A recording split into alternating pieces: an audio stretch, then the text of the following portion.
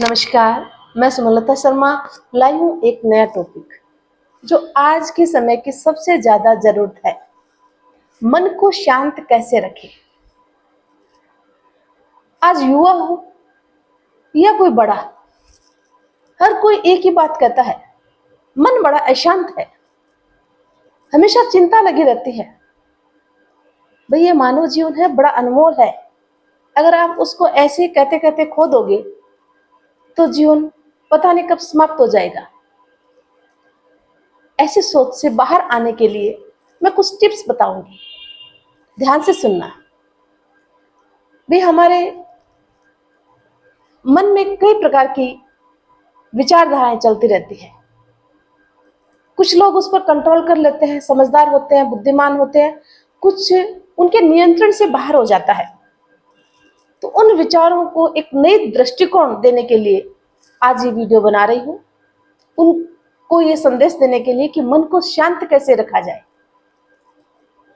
कई बार सब कुछ जानते हुए भी हम चिंतित रहते हैं और दुखी होते हैं और अपने समय को, वर्तमान समय को यूं ही खो देते हैं। तो ये बहुत गलत करते हो। और आज की युवा पीढ़ी तो पता नहीं क्या क्या सोचते रहते हैं, किसी बात की चिंता करके डिप्रेशन में जाते हैं, मनोवैज्ञानिक के पास जाते हैं, दवाएं खाते हैं। अभी से अगर आप दवा खाओगे तो उस थोड़े समय के लिए नींद आएगी, जब नींद से खुलोगे तो फिर तो ये सब कुछ बहुत गलत हो रहा है। आप देश के कर्णधार हैं और आपको इस प्रकार से शोभा नहीं देता। तो मैं सभी के लिए कुछ टिप्स बताऊंगी। सबसे पहला टिप्स तो यही है कि चिंता को दूर करने के लिए ये बात घर कर लीजिए कि ये भी बीत जाएगा। पहला पॉइंट बता रही हूं मैं, ये भी बीत जाएगा, ये समय स्थायी नहीं है। बिल्कुल सही बात सुनी आपने।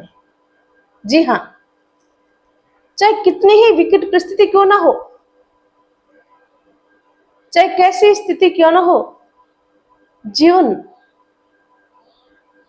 की हर एक घड़ी बड़ी अनमोल होती है और हमें हर परिस्थिति में ये ध्यान रखना है कि ये समय भी बीत जाएगा।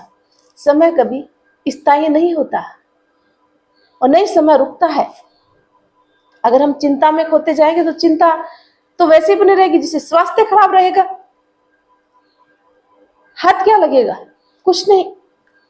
इसलिए हमेशा ध्यान रखें, एक दिमाग में बात रखें कि कभी भी समय एक जैसा नहीं रहता। जैसे मौसम रंग बदलता है वैसे ही समय भी परिवर्तनशील है, बदलता रहता है।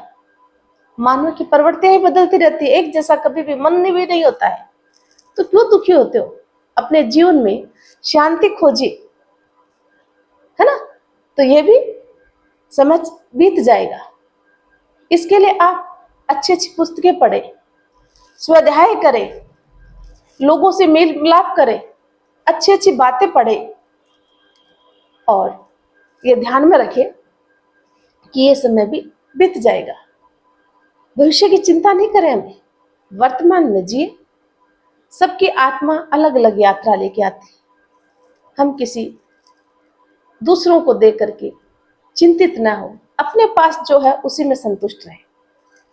तो दूसरी पॉइंट की ओर चलती है। दूसरा घटक जो है वो तुम्हारे पास वही तुम्हारा है, बस ये बात हमेशा ध्यान रखना कि जो तुम्हारे पास वही तो तुम्हारा है। हम दूसरों को देखकर क्यों चले, क्यों ईर्ष्या द्वेष रखें? वो उसका प्रारब्ध है। हम अपने पास जो चीजें हैं उसमें संतुष्ट रहे। जैसी स्थिति है उस स्थिति में अगर खुश रहना सीख ले, ये बात दिमाग में बिठा ले कि जो है वो बस पर्याप्त है, बस इसमें खुश रहे। उस वातावरण में अपने परिवार को खुश रखे, मेहनत करे, कड़ी मेहनत करे, वर्तमान में जीना सीखे। भविष्य अनिश्चित होता है, भविष्य की चिंता कभी नहीं करें। देखिएगा जीवन बदल जाएगा। आवश्यकताएं हम जितनी बढ़ाएंगे उतनी बढ़ती जाएगी। जाना तो एक दिन खाली हाथ है, इसलिए थोड़े संसाधन के साथ रहेंगे। भाई हम थोड़ा संसाधन हमारे पास है तो उसमें अगर जीवन व्यतीत करेंगे तो बड़े संतुष्ट रहेंगे, नेगेटिविटी से दूर रहेंगे, पॉजिटिव सोच रहेगी। ये हमेशा ध्यान रखना। तो दूसरा घटक भी आपको समझ में आ गया होगा कि जो तुम्हारे पास है बस वही तुम्हारा है। अब तीसरे घटक की ओर मैं आपको बताऊं कि तुलना नहीं करे किसी से भी। ये सबसे बड़ी बीमारी होती है मानव की।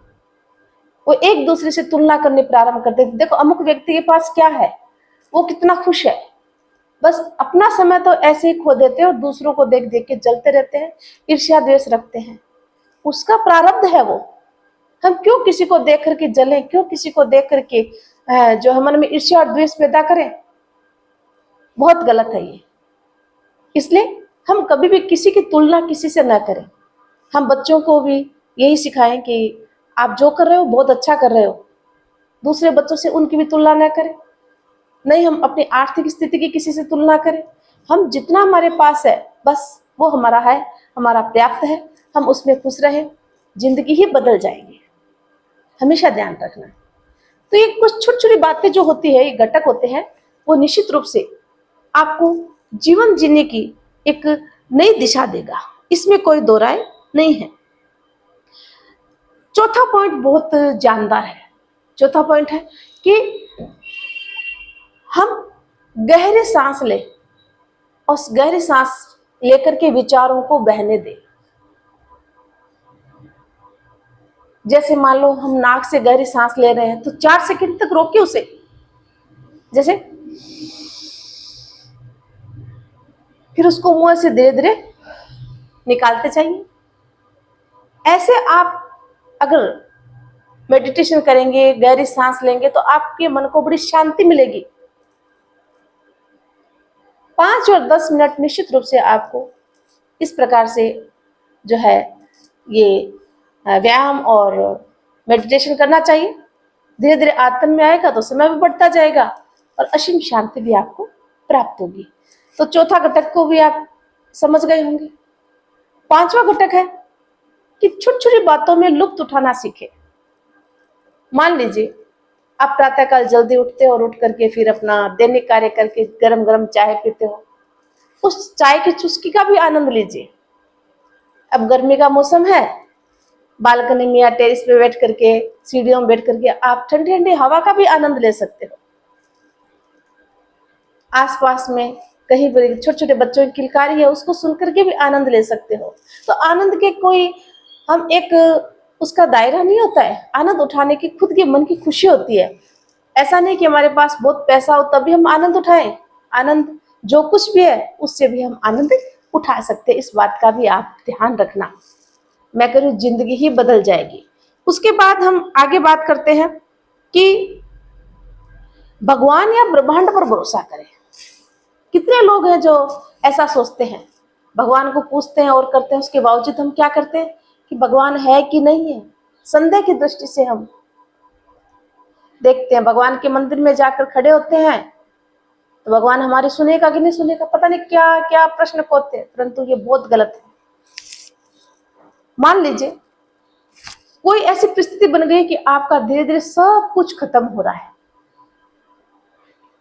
समझ में आ रही बात कि कुछ परिस्थितियां ऐसी बन जाती जिससे कि आपका सब कुछ खत्म हो गया या हो रहा है, तो कभी भी मन को अशांत करने की आवश्यकता नहीं है। उस समय यह सोचना चाहिए कोई एक दिव्य शक्ति है जो आपको इस परिस्थिति से बाहर निकाल रही है, आपके लिए कुछ अच्छा कर रही है, आपको नया जीवन दान दे रही है, जो आपके लिए अच्छा हो। जो होता है वो अच्छे के लिए होता है।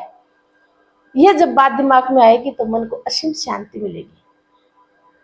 तो ये 6 घटक मैंने जो बताए हैं, उसके अलावा एक और देखो मन को शांत करने की जो बातें हैं वो मैं बताती हूँ। मान लो सुबह से शाम तक हम अपना समय घर में भी बिताते हैं, काम करने वाले जो लोग हैं वो बाहर भी बिताते हैं, बहुत कुछ अनुभव देखते हैं सुबह से शाम तक। किसको दैनिक डायरी लिखने की भी आदत होती है। आजकल वर्तमान में तो मोबाइल और उसकी वजह से डायरियां, हो सकता है कोई आज भी लिखे। कितना टाइम लगता है? अगर हम आदत डाल लें सुबह से शाम तक वो 3 बातें लिखें, उनके लिए आभार व्यक्त करें हम। जैसे आपने सुबह से शाम तक किसी अच्छी बात को देखा, बस उस बात को ध्यान दें। जो नेगेटिविटी देने वाली बात है उसको इग्नोर कर दीजिए आप और उस कॉपी में लिख लीजिए और फिर धन्यवाद दो उनको। भगवान से गॉड से प्रार्थना करो कि भगवान उन्हें दीर्घायु करे, उनको हमेशा खुश रखिए, जो हमारे जीवन में आए और हमारे जीवन को बदलने का प्रयास किया, है ना। और अर्थ को लेकर के जो भी समस्या है उसको कागज पर लिखो आप, धीरे धीरे मन शांत होता जाएगा और सकारात्मक सोच पैदा होगी। जब सकारात्मक सोच पैदा होगी, पॉजिटिव होंगे हम, तो हमारा जीवन बदल जाएगा, चिंताओं से मुक्त हो जाएंगे। निगेटिविटी मत आने दो घर में, हमेशा माहौल ऐसा रखो जिससे कि हम खुशहाल जीवन जिए। हम पूजा पाठ करते हैं, बहुत कुछ करते हैं, तो नेगेटिविटी तो आने का काम ही नहीं है। हाँ, कईयों की गुस्से करने की आदत होती है, वो तो उनकी आदत होती है, तो उसको आदत समझ करके हम धीरे धीरे उसको भी परिवर्तन करने का प्रयास करें, समझाएं। एक जब बोलता है तो दूसरा चुप हो जाए तो बात बढ़ती नहीं है, पॉजिटिविटी रहेगी। वो कितनी देर तक बोलेगा, क्या दीवार से बोलेगा वो, है ना। तो ये छोटी छोटी बातें हैं जिससे कि हम अपने जीवन को खुशहाल बनाने के कगार पर ले जा सकते हैं। हम भगवान का धन्यवाद दें कि हम हमारे जीवन में जो है आगे बढ़े, वर्तमान को जिए, खुलकर जिए, भविष्य की चिंता कभी ना करें। किसी ने देखा है आने वाला भविष्य? अभी युद्ध जो चल रहा है, अभी सूचना मिली है कि युद्ध रुकने की संदेश मिला अभी मेरे को, कि ट्रंप की मध्यस्थता से युद्ध रुक गया। बहुत बड़ी बधाई है सबको। बहुत सारे लोगों को ये चिंता सता रही थी, क्योंकि किस प्रकार से पाकिस्तान जो है गलत तरीके से युद्ध प्रणाली अपना रहा था, खतरा था, रोज न्यूज देख रहे थे। तो इस बात को भी देखो कि कोई ना कोई अच्छा इंसान होता है तो मध्यस्थता करता है, जीवन बदल देता है। अमेरिका के जो राष्ट्रपति है ट्रम्प, उन्होंने ये चीज निभाई है और हमारे देश के लिए और पाकिस्तान दोनों के लिए अच्छा ही है। कोई ना कोई निश्चित रूप से कोई अच्छा रास्ता ही निकलेगा उससे। तो हमेशा ध्यान रखें, मन को शांत अगर करना है तो हम अच्छी बातें सोचें, अच्छी पुस्तकें पढ़ें, लोगों के साथ हमारा जो व्यवहार है ना वो अच्छा करें।